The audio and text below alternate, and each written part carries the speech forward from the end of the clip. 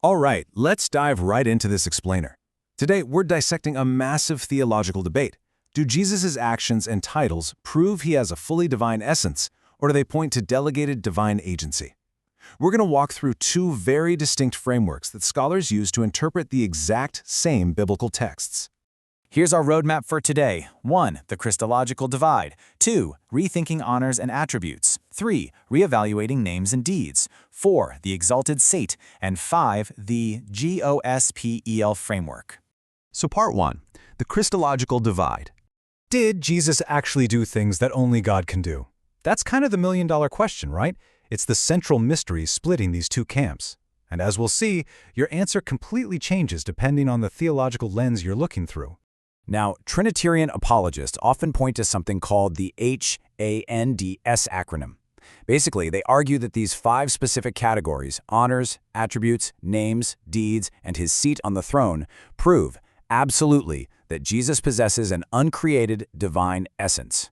But to really wrap our heads around this debate, we have to define 2 critical words. Essence implies an inherent, self-existent divine nature. You just are a God. Agency, on the flip side, implies delegated authority. It means you are fully empowered to act on behalf of God. Keep that distinction in the back of your mind, because it literally anchors this whole discussion. Moving right along to part 2, rethinking honors and attributes. Let's start with the H, honors. Trinitarians will say that receiving divine honor is undeniable proof of a divine essence. But the Unitarian critics in our source material push back on that. They argue Jesus receives a dependent, subordinate kind of honor. Think of it like a mediatorial king. You honor that agent specifically because the actual King of Kings appointed him. And that brings us to attributes. This is where the Unitarians point out some serious, mind-bending scriptural paradoxes. They highlight the logical friction here. I mean, how does an immortal being die? How does an unchanging being grow? Or, think about this, how does an omniscient, all-knowing being actively state that he doesn't know the day or the hour? Well, to resolve that paradox, Trinitarians often point to kenosis, the idea that the divine Son temporarily veiled his attributes. But the Unitarian critics argue this artificially slices up Jesus' life. They say assigning his miracles to a divine nature and his human weaknesses to a human nature just breaks the cohesive narrative. All right, part 3, reevaluating names and deeds. Now, check out this staggering statistic. In the New Testament, the Father is explicitly called God 1,291 times, but Jesus, he's referred to as God in maybe 10 heavily debated instances. The critics pose a pretty fair question. If the main goal of the biblical authors was to establish a co-equal deity, would we really see such a massive numerical gap? So, what about those 10 instances? Take John 20:28, when Thomas says, "My Lord and my God." Trinitarians view this as a direct, clear-cut identification of Jesus as deity. Unitarians, however, read this through that lens of agency we talked about. They argue Thomas is finally recognizing the Father dwelling in and operating through this perfectly designated human agent. Okay, moving to deeds. Trinitarians argue that things like forgiving sins or calming storms are absolute proof of inherent deity. But the Unitarian counter-argument, they say these are clear exercises of delegated authority. Look at it this way. Moses parted the Red Sea, and the apostles healed the sick, right?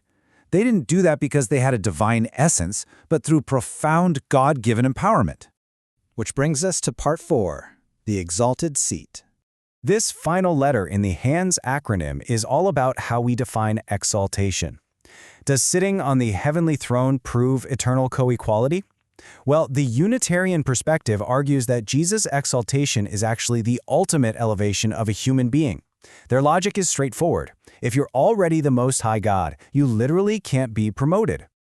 Take a look at Hebrews 1:3, which mentions him sitting down at the right hand of the Majesty.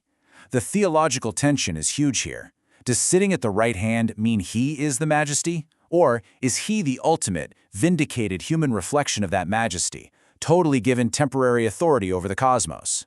Finally, we reach part 5, the Gospel framework. So, after critiquing the H.A.N.D.S. model, the Unitarian sources offer up their own unifying paradigm shift. They call it the GOSPEL acronym. It's a comprehensive framework, and it's built entirely on the idea of a mortal human being who is uniquely empowered by God's Spirit. Let's break down how this works. The G and the O stand for given life by the Father and offered his life. The core argument here is that receiving life means you have a dependent, contingent, non-eternal existence. He was truly mortal flesh and blood, and they argue that's exactly what makes his sacrificial death on the cross authentically human and deeply meaningful. Next up, S and P, subordinate to God, and peccable yet sinless. Now, peccable just means capable of sinning. The sources argue that Jesus' obedience is so profound precisely because he genuinely could have given in to temptation. He had the option but chose flawlessly to obey. If he actually couldn't sin, well, they argue the temptation was just an illusion. Rounding it out, we have E and L, empowered by Spirit and limited in knowledge. This model says his miraculous deeds were fueled by God's Spirit acting through him. And honestly, this logically aligns with his own admission that his knowledge was limited. For them, it entirely removes the need to try and explain away a theological paradox. When we put both frameworks side by side, it really clicks into place. We're looking at two totally distinct lenses interpreting the exact same biblical texts. H.A.N.D.S. reads the text looking for inherent divine essence, while GOSPEL reads it looking for uniquely empowered human agency. So, we're going to leave you with this final thought to chew on. How does shifting just one foundational word, going from essence to agency, completely reshape the biblical narrative you thought you knew? Does it change the mechanics of the miracles, the weight of the temptation, or even the very nature of the cross? It's definitely something to think about.